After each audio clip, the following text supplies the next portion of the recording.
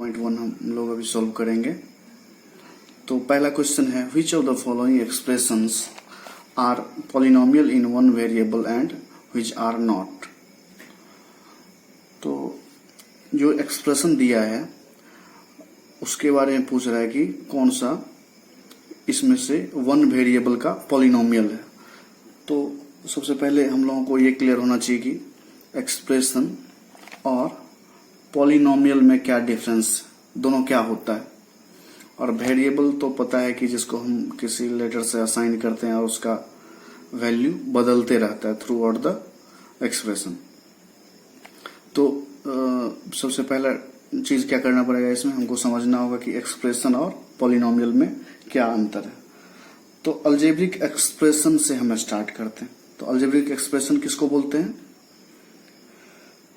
A combination of constant and variable connected by some or all basic mathematical operation is known as algebraic expression.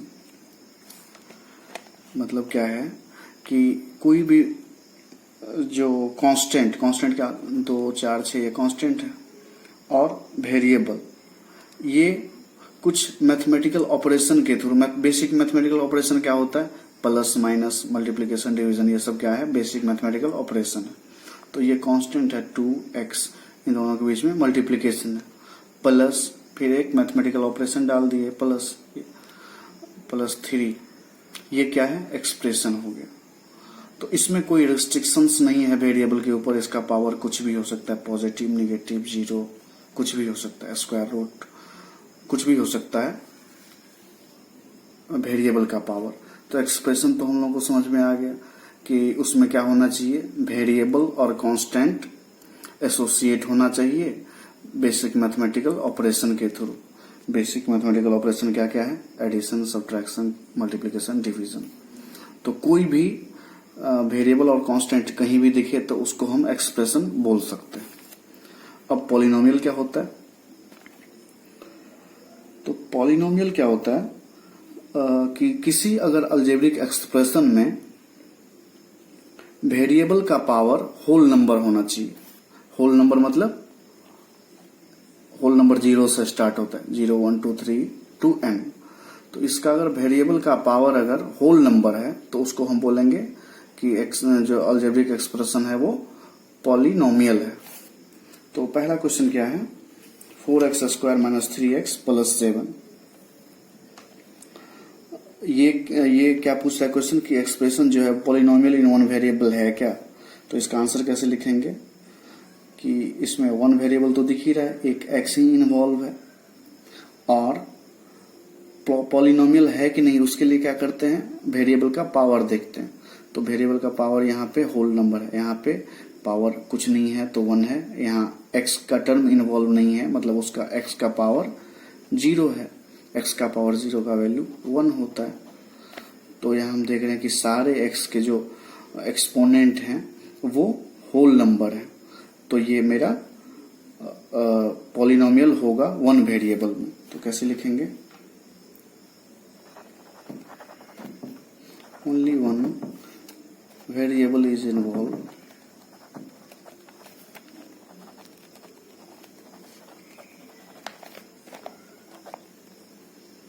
in this polynomial.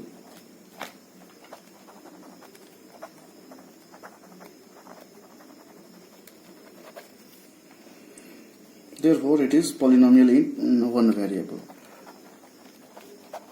Therefore, it is polynomial in one variable. ठीक है। अब दूसरा question देखते हैं। दूसरा question है y² + √2। तो यहाँ भी सिमिलर केस है। यहाँ वेरिएबल क्या है, एक ही वेरिएबल है y, और y का जो एक्सपोनेंट है, y का जो पावर है वो होल नंबर है। यहाँ ये कांस्टेंट वैल्यू है तो यहाँ पे y का पावर 0 होगा। तो ये भी क्या हुआ, ये भी पॉलिनोमियल होगा वन वेरिएबल का। तो सेम चीज यहां भी लिखेंगे। फिर अगला क्वेश्चन देखते हैं। तो y square plus root two, y square यहाँ पे वाई का पावर क्या है 2 जो कि होल नंबर है, रूट टू। अब रूट टू क्या है, रूट टू तो कॉफिशिएंट होगा किसी वेरिएबल का, तो रूट टू और यहाँ पे वाई टर्म दिख नहीं रहा, तो जहां पे वाई टर्म नहीं दिखे वहां वाई का पावर 0 समझा जाता है। तो वाई का पावर 0 मतलब ये भी तो यहाँ भी वेरिएबल का पावर जो है होल नंबर ही है 0, तो इसको लिख सकते हैं Y square plus root two को Y square plus root two Y का पावर 0। अब यहाँ देखो वेरिएबल का पावर जो भी है होल नंबर है, तो इसीलिए ये वेरिएबल होगा, ये पॉलिनोमियल होगा 1 वेरिएबल का। This is also it is polynomial in 1 variable. ठीक है, अब तीसरा देखते हैं, ये क्या है 3 root t plus t root two. तो इसमें पहले की तरह नहीं है ये, इसको अगर हम और ढंग से लिखना चाहें तो रूट टी क्या होता है, इसको हम ऐसे लिख सकते हैं 3t raise to power 1/2। Root two को अगर हम एक्सपोनेंट के टर्म में लिखें तो 1/2 हो जाएगा, प्लस रूट टू तो कॉफिशिएंट है और वेरिएबल है t। तो यहाँ हम देख सकते हैं कि वेरिएबल का पावर क्या है, फ्रैक्शन है, जबकि हमने बताया कि पॉलिनोमियल होने के लिए क्या चाहिए, वेरिएबल का पावर ओनली होल नंबर होना चाहिए। तो ये पॉलिनोमियल ही नहीं है, एक वेरिएबल तो है इसमें t, लेकिन पॉलिनोमियल नहीं है। तो इसमें लिख सकते हैं ऐसे कि the term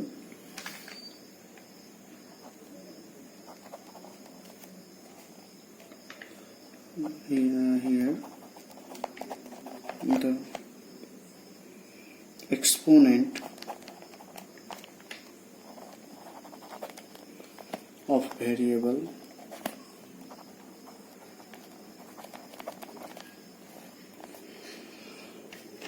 t in the term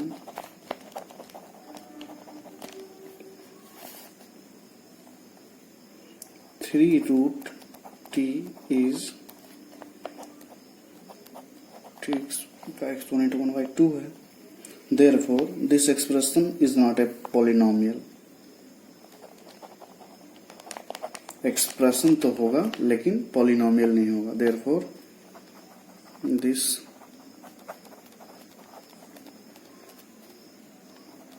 expression is not a polynomial. ठीक है, चौथा क्या है, चौथा y प्लस 2/y। तो इसको भी अगर हम लिखेंगे दोबारा तो y प्लस 2, y को अगर ऊपर लिखेंगे तो y का पावर -1 हो जाएगा, और -1 जो है वो नेगेटिव इंटीजर है, होल नंबर नहीं है, तो ये भी पॉलिनोमियल ही नहीं होगा। वेरिएबल तो एक है लेकिन पॉलिनोमियल नहीं होगा। तो सिमिलरली इसको भी लिख सकते हैं कि this is not a polynomial. Okay, फिर ये क्या है पांचवा, x raise to power 10 plus y cube plus t raise to power 50। तो क्लियरली हम देख सकते हैं कि यहाँ पे कितना वेरिएबल इन्वॉल्व है, एक x है, एक y है और एक t है। तो यहाँ पे मोर देन 1 वेरिएबल इन्वॉल्व है, तो पॉलिनोमियल तो है ये, लेकिन वेरिएबल एक नहीं है, 3 वेरिएबल है। तो ये इसमें भी आंसर नो होगा, no, this polynomial is not in 1 variable.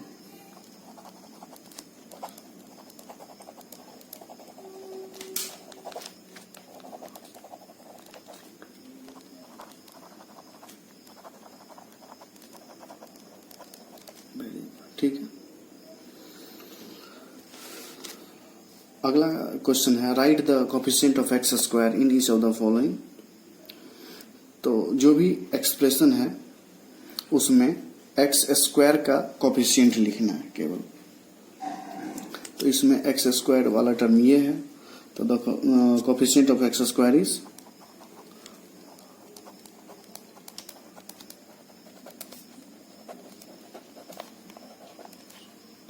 1। यहाँ पे एक्स स्क्वायर वाला टर्म ये है, तो the coefficient of x square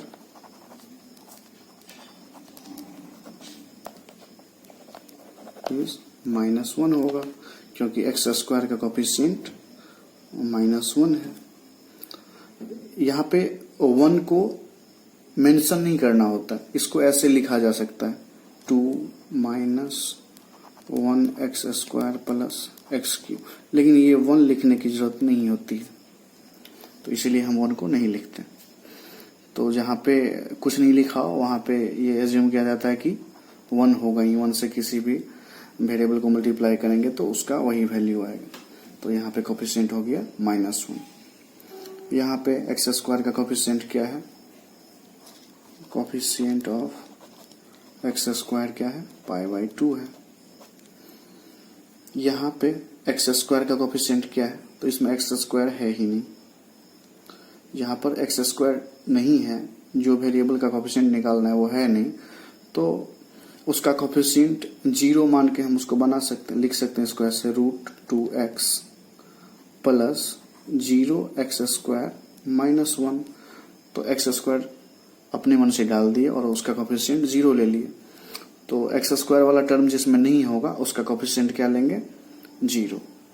तो कोफिशिएंट ऑफ एक्स स्क्वायर क्या होगा, इज 0। अगला क्वेश्चन है तीसरा, give one example each of a polynomial of degree 35 and a monomial of degree 100। 2 example देना है, पहला कि डिग्री जिसका 35 हो,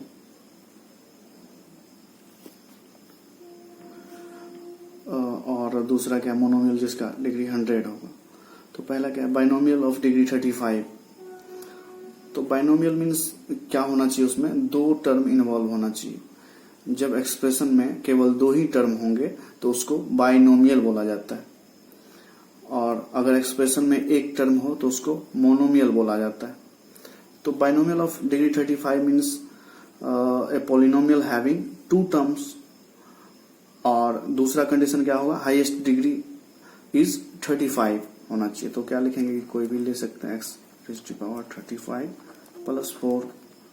बहुत सारा एग्जाम्पल आ सकता है, जैसे x⁵35 + x⁵34, ये भी हो सकता है, और भी कई एग्जाम्पल अपने मन से ले सकते हैं। अगर ए मोनोमियल क्या,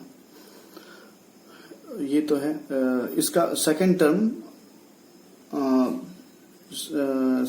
इसका कांस्टेंट या x का कुछ भी पावर होगा, लेकिन उसका जो मैक्सिमम पावर होगा वो 35 ही होगा। दूसरा पावर उससे कम कुछ भी ले सकते हैं, कांस्टेंट या वेरिएबल कुछ भी। फिर ये बोल रहा है कि ए मोनोमियल ऑफ डिग्री 100। एक ऐसा मोनोमियल में कितना टर्म होना चाहिए, तो 1 ही टर्म होना चाहिए, और मैक्सिमम पावर ऑफ वेरिएबल कितना होना चाहिए, तो जितना उसका डिग्री है, तो ये हो जाएगा x⁻100। ये क्या है, एक मोनोमियल है जिसका डिग्री 100 है। आगे बढ़ते हैं, right the degree of each of the following polynomial. Degree अभी हम देखें, डिग्री क्या होता है, तो इसमें क्या करना है, चौथे क्वेश्चन में right the degree of each of the following polynomial. तो पॉलिनोमियल का डिग्री क्या होता है पहले वो देख लेते हैं। तो डिग्री क्या होता है, in case of polynomial in 1 variable, अगर एक वेरिएबल वाला पॉलिनोमियल है, then the highest power of the variable is called degree of the polynomial. तो वेरिएबल का जो हाईएस्ट पावर होगा उससे हम बोलते हैं डिग्री ऑफ द पॉलिनोमियल। लेकिन ऐसा 2 वेरिएबल में नहीं होता, जैसे यहाँ इस एग्जांपल में देखते हैं 5x³ + 4x² + 7x। इसमें अगर डिग्री पूछा जाए तो इसमें वेरिएबल है, एक ही वेरिएबल है x, और x का मैक्सिमम पावर कितना है 3, तो क्या हो जाएगा, इसका आंसर हो जाएगा 3। इस एक्सप्रेशन में डिग्री 3 हो गया।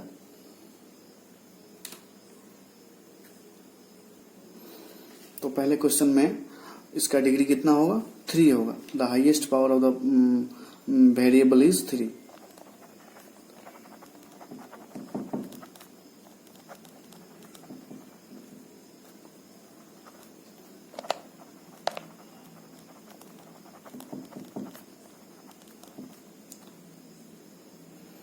The degree of so the degree of polynomial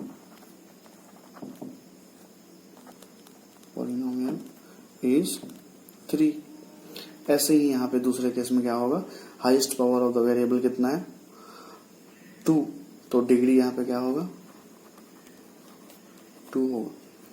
ये है 5t माइनस रूट 7, तो highest power of the variable कितना है, t का पावर दिख नहीं रहा मतलब 1 है, तो यहाँ पे डिग्री क्या होगा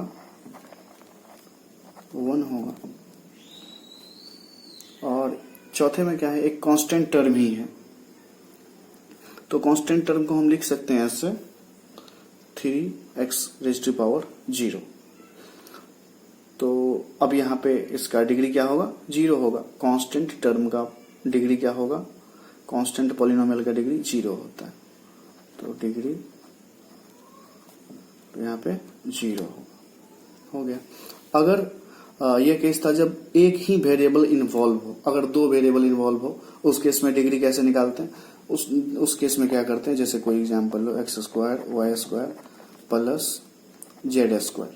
तो यहाँ पे 3 वेरिएबल है x, y और z, और एक जो टर्म है इसमें दोनों पावर को ऐड करेंगे तो 2 और 2 4 हो गया, और z का पावर 2 है, तो हाईएस्ट पावर वाला टर्म कितना हो गया 2 2 4, तो डिग्री इस केस में क्या होगा 4। इस पॉलिनोमियल का डिग्री कितना होगा 4। ठीक है। ऐसे ही ज्यादा वेरिएबल रहेगा तो एक टर्म के पावर को ऐड करेंगे और जो सबसे ज्यादा पावर वाला होगा वो उस पॉलिनोमियल का डिग्री हो जाएगा। अब अगला क्वेश्चन है, classify the following as linear, quadratic and cubic polynomial. तो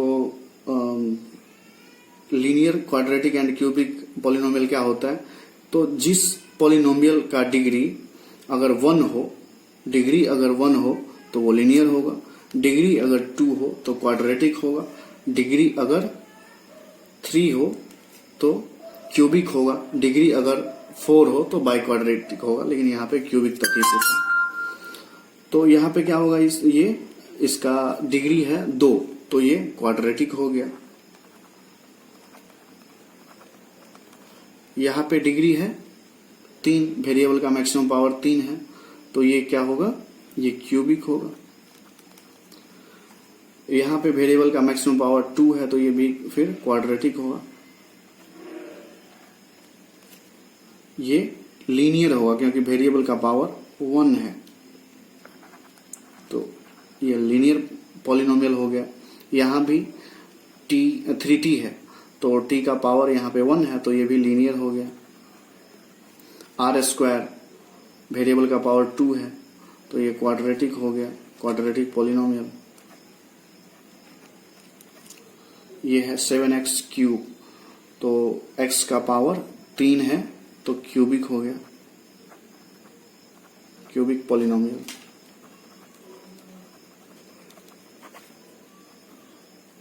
अगर कुछ डाउट रहे तो फिर कमेंट करके पूछ सकते हैं।